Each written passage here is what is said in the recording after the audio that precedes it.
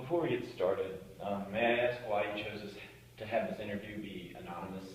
Well, as the general manager, anything that I could say could be considered detrimental to our company, or it could be seen as talking about the company in a bad way, so I'm just looking out for myself. How long have you been employed by McDonald's? It's been 8 years now. When I originally started, I was a cashier at a different location. Through the years, I've worked up my ranks and up the ladder, and now I'm the general manager here. What is your role as the general manager? My job is to handle the day-to-day operations for our restaurant and make sure all the components of the restaurant are running smoothly. On a daily basis, I could end up doing any job depending on what is needed or how busy we are.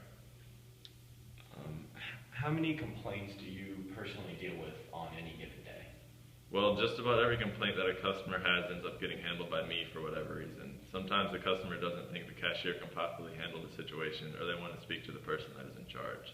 For this reason, I would say I handle anywhere from 10 to 20 complaints a day.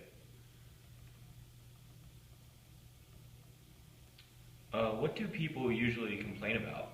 Well, people will complain about anything and everything. Most of the time, they just want to voice their dissatisfaction about how their food was prepared, like say a mistaken order or how long it took for the food to get to them. But I can get anything as specific as people complaining about our cashier not wearing a name tag. How do you handle a customer who complains? Well, no matter what, I really mean no matter what, we have to assume we are in the wrong and the customer is always right. This is the idea the company drills in our head from the day that we start, and it really does seem to work. If a customer is unusually upset past the point of just a complaint, I will always try to calm them down and apologize, and then end up trying to fix their issue. What factors do you consider when coming up with the schedule?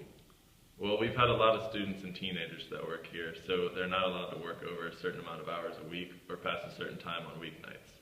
But I also consider what people handle complaints the best and what employees seem to work with best with one another. Does this location of the McDonald's play a role in how many complaints you see?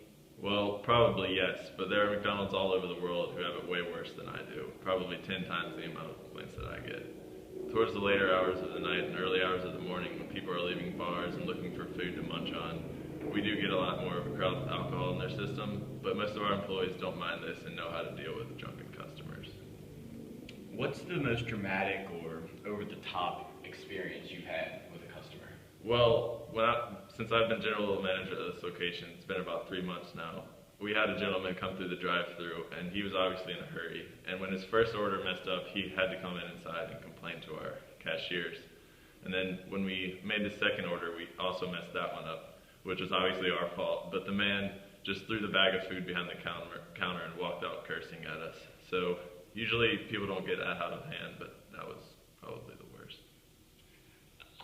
What could McDonald's or the city of Lexington do to cut down on the number of complaints? Well, I don't know if either of them can actually fix that. Some people will always find a flaw in their order no matter how perfect it is. All we can do as a company is try our hardest to put them first and make them our #1 priority, because after all, they're the reason our company succeeds. All right, well, I appreciate your time, Mr. General Manager, and thank you.